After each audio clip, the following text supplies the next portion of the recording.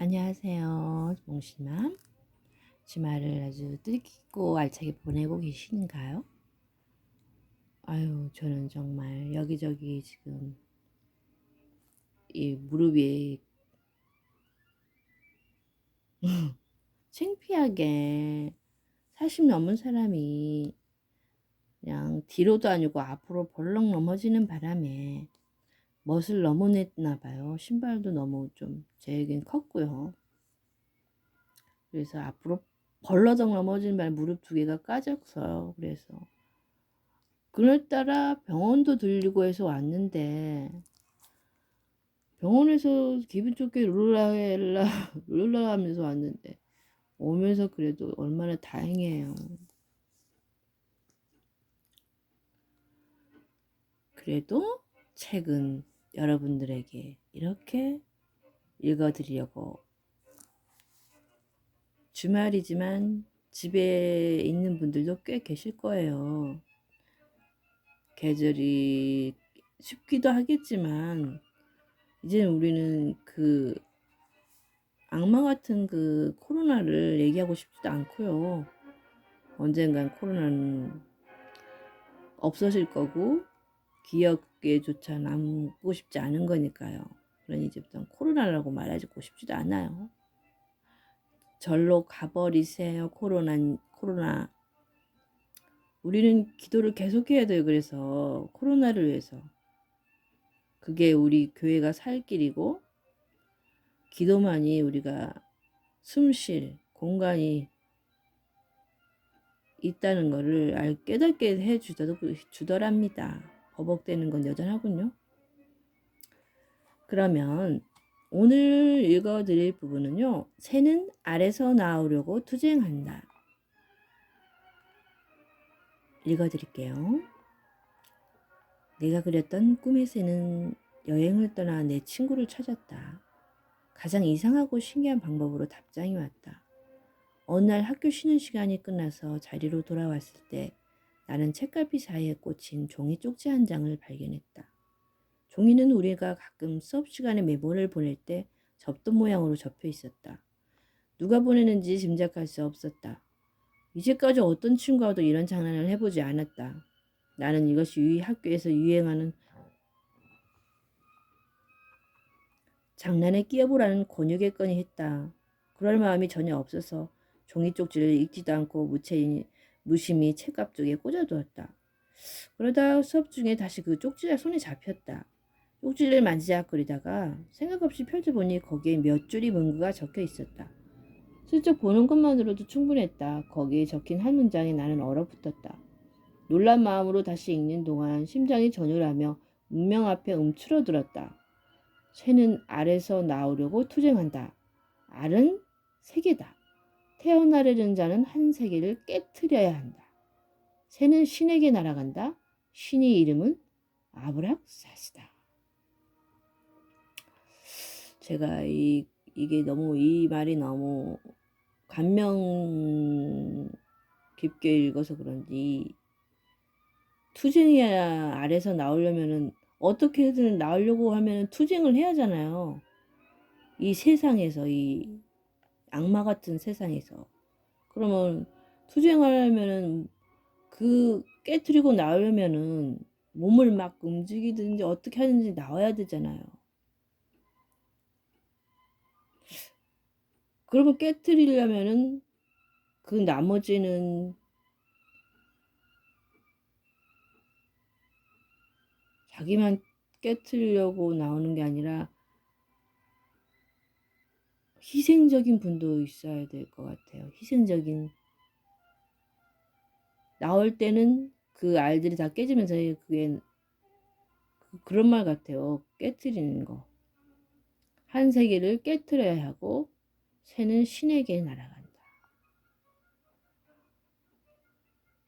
얼마나 제가 새 해석하기가 좀 이상하지만 이렇게 나와서 신을 말하면 어머 아기가 우행하고 태어나잖아요. 그럼 엄마한테 가잖아요.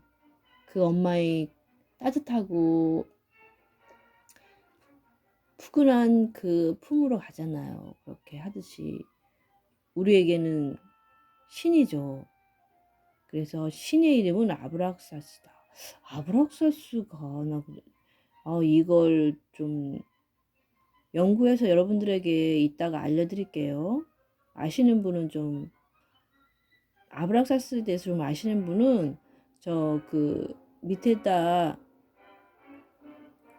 적어주세요. 저는 모르니까요. 그 다음 나는 이 구절을 여러 번 읽고 깊은 생각에 잠겼다. 의심할 여지도 없이 그것은 데미안에게 온 답이었다. 우리들 외에는 아무도 그 새 그림을 몰랐다. 그가 그림을 받고 뜻을 이해해서 내게 알려준 것이다. 하지만 이 모든 일이 어떻게 맞아떨어지지? 그리고 무엇보다도 나를 괴롭힌 것인데 대체 아브락사스가 뭐지? 들어본 적도 읽어본 적도 없는 이름이었다. 신의 이름은 아브락사스다. 전혀 집중하지 못한 채 수업이 끝났다. 다음은 오전이 마지막 수업이었다. 수업은 젊은 보조교사 담당이었는데 대학을 갓 졸업한 사람으로 매우 젊고 괜한 잘난 척을 하지 않아서 학생들에게 인기가 있었다. 우리는 폴란 선생님이 지도로 헤로도토스의 작품을 읽었다. 이 강독 수업은 내가 흥미있어하는 과목 중의 하나였다. 하지만 이날만은 수업에 집중할 수가 없었다. 나는 기계적으로 책을 펼쳐놓은 채 선생님이 진도를 따라가지 않고 내 생각들을 쫓았다. 데미안이 예전 견진성사 수업 시간에 했던 이야기가 얼마나 오르바른지 여러 번 느꼈다. 사람이 무언가를 간절히 원하면 그대로 이루어진다는 이야기 말이다. 내가 수업 중에 아주 강하게 내 생각에 집중하면 선생님들이 나를 내버려뒀다. 하지만 정신이 산만하거나 졸릴 때면 갑자기 선생님이 옆에 와서 서 있었다. 그런 경험이 여러 번 있었다. 내가 정말로 깊은 생각에 몰두해 있다면 안전했다. 나는 강한 시선으로 상대를 노려보는 실험도 해봤는데 그것도 믿을만 했다. 데미안과 함께였던 시절에는 성공할 수 없었던 일인데 지금은 강한 시선과 깊은 생각만으로 매우 많은 일을 할 수 있음을 느꼈다. 지금도 나는 그런 방식으로 헤로도토스와 학교로부터 멀리 떨어져 있었다. 그런데 갑자기 선생님 목소리가 번개처럼 내리치며 내 의식을 뚫고 들어왔다. 나는 깜짝 놀라 정신을 차렸다. 선생님은 내 곁에 바짝 붙어 서 있었다. 나는 그가 내 이름을 부른 줄 알고 긴장했다가 나를 쳐다보고 있지도 않길래 안도의 숨을 내쉬었다.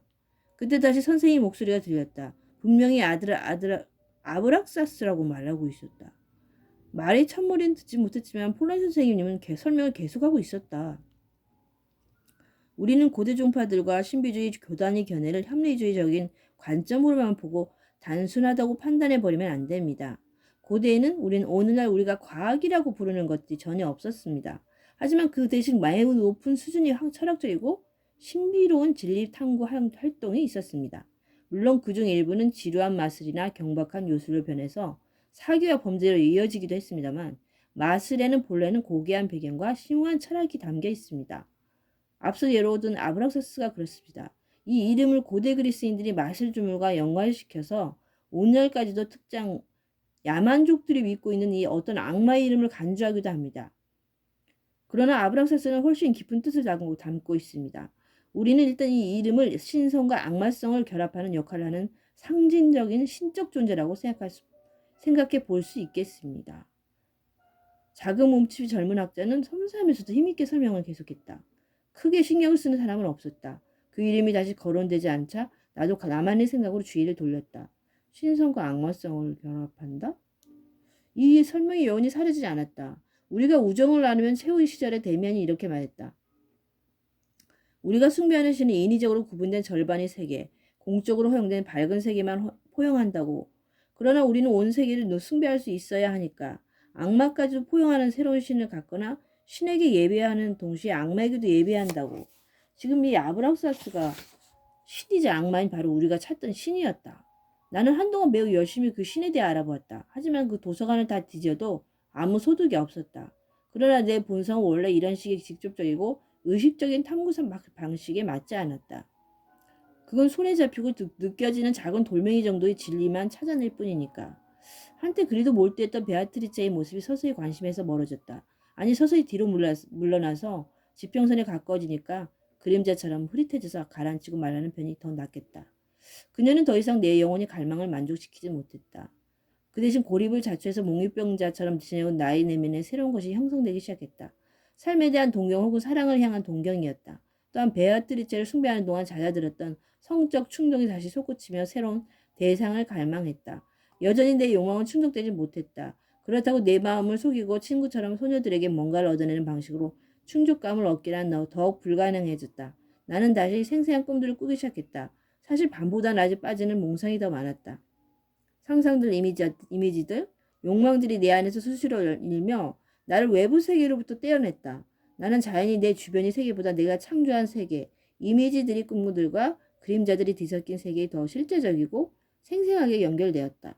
그때 어떤 특정한 꿈, 항상 되풀이된 환상이 내게 점점 중요해졌다.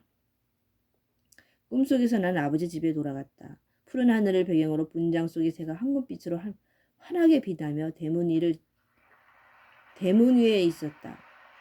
집에서 어머니가 나를 맞이했다. 하지만 내가 어머니를 안으려 하니 어머니가 한 번도 본 적 없는 사람으로 변했다. 키가 훨씬 훤칠하게 크고 힘이 셌는데 막스데미안이나 내가 그리 초상하고 닮은 것 같았지만 자세히 보면 또 달랐다. 힘차 보이지만 정말로 여성스러운 여인이었다. 여인은 나를 끌어당겨 몸이 떨릴 정도로 진한 사랑이 포옹을 해주었다. 희열과 공포가 뒤섞여 느껴졌다. 그 포옹은 신에게 드리는 예배인 동시에 제약이었다. 그 여인의 모습에서 너무나 많은 것들, 그러니까 어머니나 데미안과의 수많은 추억들이 연상되어 유령처럼 나타났다가 사라졌으니까 그녀와의 포옹은 경건한 숭배를 얻었지만 짜릿한 희열이 느껴졌다. 이 꿈에서 깰 때면 나는 엄청난 행복감에 떨거나 끔찍한 죄를 저지른 듯한 죽음의 공포와 양심이 가책이 떨었다. 아주 서서히 이 내면의 이미지는 무의식적으로 내가 찾고 있는 신에 대한 외부적 단서로 연결되었다. 그것은 점점 일정하고 긴밀하게 결합되어서 나는 이 암시 끝 꿈에서 내가 아브락사스를 부르고 있음을 점차 감지했다. 쾌감과 공포, 남성과 여성의 혼합, 성스러움과 충격이 뒤섞임, 연약한 순결을 관통하는 깊은 죄악. 이것이 내 사랑과 꿈과 아브락사스의 이미지였다. 내게 사랑은 맨 처음 내가 불안하게만 여겼던 짐승 같은 어두운 충동이 아니었다. 더 이상 베아트리체의 초상이 마음을 바쳤던 경건하고 정신적인 숭배도 아니었다. 사랑은 그 양쪽 다였다. 양쪽 모두이면서 그 이상이었다. 그것은 천사인 동시에 악마였고 남자 여자 합쳐진 존재였고 인간적이면서도 동물적인 것이고 최고의 선이자 극한의 악이었다. 이렇게 사는 것이 운명이고 이런 것들을 체험하는 것이 숙명 같았다. 깊은 동경심을 품은 동시에 깊은 두려움에 떨었고 사랑은 언제나 내 머리 꼭대기에 실제로 존재하며 나를 수시로 덮쳐왔다. 이듬해 봄 나는 김나지움을 졸업하고 진학을 해야 했다. 아직도 나는 어디서 무엇을 공부하고 싶은지 정하지 못했다. 나는 콧수염이 자라기 시작했고 완전한 성인이 되었다. 그런데도 여전히 뭘 해야 할지 몰랐고 특별한 목표도 없었다. 단 하나 확실한 건 내면의 소리, 꿈속의 이미지뿐이었다. 나는 이것이 이끄는 대로 맹목적으로 따라가야 한다고 느꼈다. 매우 어려운 일이었고 나는 매일 그것에 저항했다. 내가 미친 건 아닐까 한두 번 생각한 게 아니다. 나는 다른 사람과 전혀 다른 걸까? 하지만 다른 학생들이 할 수 있는 일은 나도 할 수 있었다. 조금만 집중하고 노력하면 플라톤을 읽어냈고 삼각 함수 문제도 풀었고 화학식 분석도 이해했다. 내가 할 수 없는 건 단 하나뿐이었다. 남들처럼 내면에 숨겨진 목표를 끄집어내서 확실히 내놓는 일. 남들이 자신이 교수나 판사, 의사나 예술가가 되고 싶다고 명맥히 말했고 그러려면 시간이 얼마나 필요하며 어떤 현실적인 장점이 있는지도 잘 알았다. 나는 몰랐다. 언젠가는 나도 뭔가가 되겠지만 내가 지금 그걸 어떻게 알 수 있다는 말이지. 이후 몇 년 동안 찾고 또 찾아도 아무것도 못 되고 아무 목표도 못 이룰 수도 있다. 시간이 흘러서 목표를 이뤘는데 그것이 매우 사악하고 위험하고 무서운 일이었다고 드러날 수도 있다. 나는 내 속에서 스스로 솟아나는 것, 바로 그것을 살아보려 했다. 그것이 왜 그토록 어려웠을까? 나는 자주 내 꿈에 나타나는 거센 사랑의 형상을 그려보려고 노력했다. 하지만 한 번도 성공하지 못했다. 성공했다면 데미안에게 보냈을 것이다. 그는 어디에 있을까? 알 수 없었다. 단지 데미안과 내가 어떤 방식으로 연결되어 있는 것은 알았다. 언제쯤 다시 그를 만날 수 있을까? 베아트리체와의 몇 주 몇 달간의 교회한 정적은 이미 오래 사라졌다. 그 당시 나는 섬에 도착해서 평화를 발견할 줄 알았다. 하지만 언제나 그랬듯이 어떤 상태가 마음에 들거나 어떤 꿈 때문에 희망을 얻기가 무섭게 그것들은 곧바로 퇴색하고 희미해졌다. 어떤 상황을 한탄해봐야 무슨 소용인가.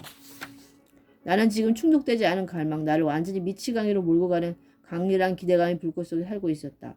꿈속 여인의 모습을 나는 너무도 생생하게 내 손을 보는 것보다 더 선명하게 바라보며 이야기를 나눴고 그 앞에서 눈물을 흘리고 그녀를 저주했다. 나는 그녀를 어머니라고 부르며 울었고 무릎을 꿇고 경배했다. 그 여인을 애인이라고 부르면서 모든 욕망을 충족시키는 깊은 입맞춤을 아련하게 느끼기도 했다. 악마, 매춘부, 흡혈귀, 살인마라고 부르기도 했다. 그녀는 나를 다정하게 그지없는 사랑의 꿈으로 유인하기도 했고 말할 수 없이 뻔뻔한 행위로 끌고 가기도 했다. 그녀에게는 지나치게 선한 것도 존귀한 것도 없었고 동시에 지나치게 악한 것도 비례한 것도 없었다. 그의 겨울 내내 나는 표현하기 어려운 내면의 폭풍 속에서 지냈다. 고독함에 익숙해진 지 오래여서 새삼스레 고독이 나를 압박할 수는 없었다. 나는 데미안과 매와 나의 숙명이자 애인인 커다란 꿈의 이미지와 더불어 살았다. 이것만으로 나는 버텨나갈 수 있었다. 그것들이 모두 광활한 세계를 향해 있었고 아브락사스를 가리키고 있었다. 하지만 이 꿈들 중에 단 하나도 내 생각의 한 조각마저도 내게 순응하지 않았고 내 마음대로 불러들일 수 없었으며 내 마음대로 색칠할 수 없었다. 그것들이 나를 찾아 나를 사로잡고 나를 지배했다. 나는 그것들에 의해 살아가는 존재였다. 그러나 나는 늘 외부 세계를 향해서 굳건했다. 나는 사람을 전혀 두려워하지 않았다. 친구들까지 이것을 느끼고 은근히 존경의 눈길을 보내서 나를 미소짓게 했다. 나는 마음만 먹으면 언제고 그들이 마음을 깨트려보고 그들을 깜짝 놀라게 할 수 있었다. 그저 그럴 생각이 없었을 뿐이다. 나는 언제나 나 자신만의 일에 몰두하고 있었다. 그런데 이제는 한 번이라도 나 진짜로 살아보고 싶었다. 세상에 내 안에 뭔가를 꺼내 보이고 세상과 진짜 얽혀서 다퉈보고 싶은 마음이 간절했다. 저녁에 거리를 산책하다가 여러 번 마음을 진정시키지 못하고 끝내 한밤중까지 헤매고 다닐 때면 이번엔 틀림없이 나만의 애인과 마주치겠지. 다른 골목 모퉁이에서 만날 수 있겠지. 다음 창문에서 그녀가 나를 부르겠지 하고 생각했다. 이 모든 것이 때론 참을 수 없는 고통이어서 나는 자살 충동을 느낄 때도 있었다. 피난처는 예상치 못한 곳에서 우연히 왔다. 하지만 우연이란 존재하지 않는다. 뭔가를 간절히 원해서 발견한 것이라면 그건 우연히 이뤄진 것이 아니라 자기 자신이 그 필사적인 소원이 필연적으로 그곳으로 이끈 것이다. 나는 시내를 걷다가 두세 번쯤 교회의 조그만 교회에서 울려나오는 오르간 소리를 들었다. 걸음을 멈추지는 않았다. 그런데 또다시 그 앞을 지나다가 오르간 소리를 들었다. 바의 곡이 연주되고 있었다. 교회 문은 잠겨 있었다. 골목에 행인이 거의 없어서 나는 외투깃을 올리고 교회 옆 길가에 바에 앉아 귀 기울였다. 소리가 크진 않았지만 좋은 오르간이라는 것을 금방 알 수 있었고 연주는 신비하고 독특했다. 높은 수준의 개성적인 의지와 인내를 표현하는 훌륭한 기도처럼 울려 퍼지는 대가의 솜씨였다. 오르간 연주자는 이 음악 속에 보물이 숨겨져 있음을 알아서 마치 생명을 얻으려는 이 사람처럼 보물을 얻기 위해 끊임없이 애쓰고 두드리고 노력하고 있다고 느껴졌다. 나는 연주의 기교는 잘 몰랐지만 영혼이 진실한 표현은 어릴 적부터 본능적으로 쉽게 이해했고 음악을 내면으로 아주 분명하게 느꼈다. 바흐 다음에 공명을 모르는 현대음악이 연주되었다. 레거인 듯했다. 교회는 완전히 어둠에 덮였고 옆집 창문에서 새어나오는 희미한 빛이 전부였다. 나는 연주가 그칠 때까지 기다렸고 연주자가 밖으로 나오는 것을 보려고 교회 앞을 서성겼다. 그는 젊었지만 적어도 나보다 나이가 들어 보였고 다부진 체구에 통통했다. 그는 마치 기분이 나쁜 사람처럼 성큼한 발걸음으로 힘차게 그곳을 떠났다. 그 이후 나는 때때로 저녁 무렵에 그 교회 앞에 앉아 있거나 주변을 배회했다. 한 번은 문이 열려 있기에 교회 안으로 들어갔다. 오르간 연주자가 위층에서 가물거리는 가스등 밑에서 연주하는 것을 추위에 떨며 반 시간 동안이나 행복하게 들었다. 그 연주에서 그 이야기만 들었던 것은 아니다. 연주되는 모든 음들이 서로 인연이 다 있고 나무는 관계를 맺고 있는 것 같았다. 모든 곡이 종교적이고 헌신적이고 경건했지만 일요일마다 교회에 나오는 신자나 목사들에게 경건한 것이 아니라 중세 순례자나 탁발승처럼 경건했고 모든 종파를 넘어서 존재하는 세계 감정을 향한 물불 가리지 않은 헌신처럼 경건했다. 바흐 이건 거장들이 곡과 옛 이탈리아 작곡가들이 곡이 자주 연주되었다. 그 곡들 속에서 한결같이 똑같은 이야기가 들렸는데 바로 음악가의 영혼에 담긴 것을 표현하고 있었다. 동경 세계의 가장 내밀한 포착, 세계로부터의 가장 난폭한 분리, 자신이 얻은 영혼에 타들어가는 듯한 심취, 현신의 도취와 불가사의한 것을 향한 깊은 호기심 같은 것들이었다. 언젠가 나는 그 오르간 연주자가 교회를 나설 때 몰래 따라갔다. 그가 시내 변두리에서도 멀리 떨어진 작은 술집으로 들어가길래 나도 나 자신을 억제하지 못하고 따라 들어갔다. 나는 이 술집에서 비로소 그를 똑똑히 볼 수 있었다. 그는 검정 벨트 모자를 쓴 채 와인 한 병을 앞에 놓고 조그만 호리 구석 탁자에 앉았다. 그의 얼굴은 내가 상상하던 그대로였다. 못생겼고 다소 야성적이며 탐구적이고 굳은 표정에 재배하고 의지에 차 있어 보였지만 이 가장자리에는 아이같이 부드러운 느낌이 남아있었다. 남성적이고 강하게 느껴지는 것은 모두 눈과 이마에 모여 모여 있었고 안정감 없는 하관에는 부분적인 연약함과 섬세하고 불안전함이 함께 깃든 얼굴이었는데 우유부단해 보이는 턱은 눈초리에 대한 이율배반인 양 소년처럼 느껴졌다. 특히 내 마음에 든 것은 긍지와 적에 가득 찬 암갈색 눈동자였다. 나는 말없이 그의 맞은편에 앉았다. 술집 안에는 우리 둘밖에 없었다. 그가 나를 쫓아버리려는 듯 노려보았다. 그러나 나는 그가 성이 나서 투덜거릴 때까지 그를 뚫어지게 쳐다보았다. 대체 왜 그리 기분 나쁘게 노려보지? 내게 무슨 용건이라도 있는 거요? 아니요, 특별히 원하는 건 없습니다. 난 당신의 가렘 이미 알고 있거든요. 그는 이 말을 찌푸렸다. 당신도 음악강이요? 음악에 비슷하는 건 내가 보기엔 구역질하는 것이시오. 나는 까딱도 하지 않았다. 종종 당신의 연주를 들었습니다. 저쪽 교회에서요. 나는 당신을 귀찮게 하려는 게 아니라 당신에게서 뭔가 특별한 것을 발견할 수 있지 않을까 하고 생각했어요. 그게 뭔지는 분명하게 말할 수 없지만 말입니다. 내 말을 귀담아 듣지 마세요. 나는 교회에서 당신의 연주를 듣는 것만으로 충분하니까요. 하지만 언제나 교회 문을 잠그는데 얼마 전에 한번 잠그는 것을 잊으셔서 교회 안으로 들어가서 들었습니다.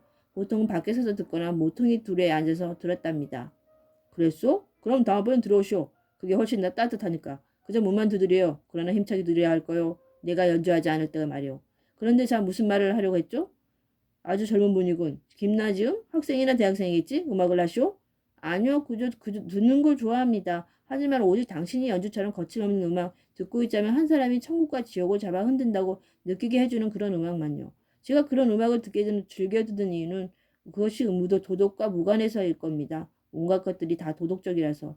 그렇지 않은 걸 찾고 있거든요. 도덕성이라는 것에 항상 억눌렸다니까요. 정확히 표현할 수가 없는데 그러니까 혹시 당신도 신인 동시에 악마인 하나의 신이 존재하고 생각하지 않나요?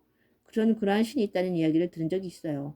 그는 널따라 모자를 조금 젖히고 이마로 내려온 검은 머리컬을 끌어올렸다.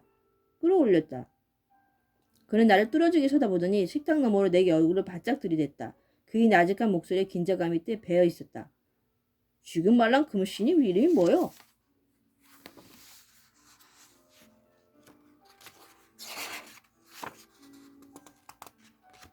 뭘까요? 유감스럽지만 저는 그 신에 대해 아는 게 거의 없어요. 그냥 이름만 압니다. 그 신은 아브락사스라고 불립니다. 그는 누군가가 우리 대화를 엿듣기라도 한다는 듯이 조심스레 사방을 둘러보더니 내게 한층 더 바짝 다가앉으면서 속삭이듯 말했다. 네, 그럴 줄 알았지. 당신 누구야? 저는 김나지움 학생입니다. 어디서 아브락사스를 알았지? 우연이요. 그는 테이블을 쳤다. Y자에 넘어졌다. 우연이란 이봐. 헛소리 작작게. 아브라사스는 우연히 알게 된 이름이 아니라고. 내가 좀 더 얘기해주지. 내가 좀 아는 게 있으니까. 그는 말을 멈추고 의자를 다시 들어 밀었다. 내가 기대에 가득 찬 시선으로 바라보자 그는 얼굴을 찌푸렸다. 여기서 말고 다음에 이야기하지. 자, 이거나 드시오. 그는 입고 있던 외투 주머니에 손을 쑤셔 넣었더니 군밥 몇 개를 꺼내서는 내게 던져주었다. 나는 무척 만족스러운 마음으로 말았을 것을 집어먹었다. 그는 잠시 후 소곤거렸다. 그래, 당신은 그걸 어떻게 알게 됐지? 난 주저없이 얘기했다. 난 고독했고 방황했어요. 그때 얘 친구 생각나는데 난 그가 나보다 훨씬 많이 안다고 믿었거든요. 내가 그림을 하나 그렸는데 세계로 나오려고 하는 새였습니다. 그걸 친구에게 보냈죠. 제법 시간이 지나서 그 일을 까맣게 잊고 있을 무렵 뜻밖에도 종이 한 쪽지 한 장이 제 손에 들어왔는데 이런 구절이 적혀 있었어요. 새는 알에서 나오려고 투쟁한다. 알은 세계이다. 태어나려는 자는 한 세계를 깨트려야 한다. 새는 신에게 날아간다. 신의 이름은 아브락사스다. 남자는 대꾸하지 않았다. 우리는 밤을 까서 술안주로 먹었다. 그가 물었다. 한 잔 더 하겠나? 아니요, 괜찮습니다. 술을 그리 좋아하진 않거든요. 그는 다소 실망했다는 듯이 웃었다. 좋을 대로 해. 그 점은 나와 다르군. 난 여기 더 있을 테니 당신은 그만 가보시오. 다음번엔 그의 연주를 듣고 함께 걷는데 그는 별로 말이 없었다. 그는 나를 옛날 골목이 낡고 웅장한 집으로 데려갔다. 위층으로 올라가니 크고 다소 어둡고 황량한 방에 피아노 외에는 음악에 관련된 것이 전혀 없었고 커다란 책장과 책상 때문에 학구적인 분위기가 풍겼다. 나는 감탄했다.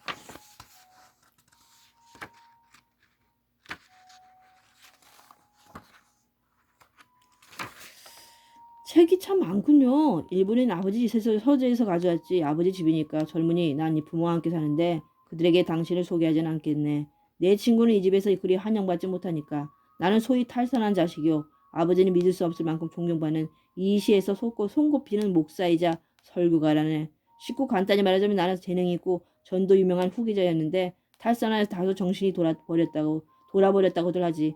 신학생이었는데 국가시험 직전에 이 신성한 신학부를 팽개쳤거든. 개인적으로야 여전히 신학을 공부하고 있어. 사람들이 어떤 신을 만들어내는가가 최고의 관심사니까. 그건 그렇고 현재는 음악을 하고 있으니 곧 자그마한 오르간 연주가 자리를 얻을 것 같네. 그러면 나는 다시 교회로 돌아가는 거지. 나는 서가의 책을 대충 훑어보았다. 조그만 탁상 램프에 희미한 불빛으로 보이는 곳 산에서 책들은 그리스, 라틴어, 히브리어 표제를 달고 있었다. 그러는 동안 그는 컴컴한 속에서 벽 쪽이 땅바닥에 엎드려 뭔가 부스럭거리고 있었다. 얼머니가 나를 불렀다. 이리 오지. 이제 철학 시간 조금 가지세. 그러니까 2분 닫고 엎드려 생각에 잠겨보자는 거야. 그는 성냥을 하나 켜서 벽난로 속에 종이와 나무의 불을 붙였다. 곧 불꽃이 높이 일어났다. 그는 세심하게 불을 긁어 일으키기도 하고 장작을 집어넣기도 했다. 나는 그의 곁으로 가서 너덜너덜한 용단 위에 엎드렸다. 그는 물끄러미 불을 들여다보았다. 나도 곧 볼에 마음이 끌려 우리는 거의 1시간쯤을 널렁거리는 장작불 앞에 아무 말 없이 엎드려서 불꽃이 홀로 타오르고 바지짓거리고 꺾이고 휘어지고 가물가물 흔들리다가 격렬하듯 파닥거리며 마침내 조용히 사그라져 빛바닥에서 부화하는 것을 바라보았다. 인간이 만들어낸 숱한 발명들은 멍청하게 짝이 없지만 불을 피우는 건 예외 같군. 그는 혼자말로 한번 이렇게 중얼거렸다. 그 말 외에 우리 두 사람은 한마디도 하지 않았다. 시선을 집중해 나는 불을 들여다보았고 꿈과 정적 속에 잠겨 들었으며 연기 속에서 어떤 자태를, 제 속에서 무엇인가의 형상을 보았다. 갑자기 나는 깜짝 놀랐다. 그가 간소를 불 속에 던져 넣자마자 조그맣고 가들한 불꽃이 솟구쳐 올랐는데 그 속에서 황급히 매일 머리를 가진 새가 보였다. 사가려져 가는 난로의 불 속에서 황급빛으로 장렬하는 실 한 가닥을 한 대 모아 그물 모양으로 만들었다. 문자가 갖가지 형상과 얼굴, 짐승, 식물, 벌레, 뱀에 대한 기억이 떠올랐다. 문득 정신이 들어 옆에 있는 그를 보니 그는 턱을 괴고 엎드려 정신없이 마치 꿈꾸는 것처럼 쟤를 뚫어지게 쳐다보고 있었다. 내가 나지막히 말했다. 이제 가야겠어요. 그래, 잘 가게. 또 만나지. 그는 꿈쩍도 하지 말고 말했다. 어느새 램프의 불이 꺼져버려서 나는 간신히 깜깜한 방과 복도와 계단을 더듬거리며 그 의심스러운 집을 나왔다. 거리로 나오니 나는 멈춰서 그 낡은 집을 올려다보았다. 어떤 창에서 불이 켜있지 않았다. 조그만 노쇠 문패가 뭔가 가스등 불빛에 반짝였다. 피스토리우스 주임 목사. 기숙사로 돌아와 저녁을 먹었는데 조그만 방에 혼자 있게 내서야 비로소 나는 아브락사스 피스토리우스에 대해 물은 것이 없고 서로 열 마디도 나누지 않았음을 깨달았다. 하지만 나는 그 방문이 무척 만족스러웠다. 그는 다음에 만날 땐 옛 오르간 음악 중에서 가장 뛰어난 곡인 북스데오테의 파사칼리아를 들려주기로 약속했다. 네, 오늘은 지금 이 정도라고요. 잠시 후에 다시 읽어드릴게요.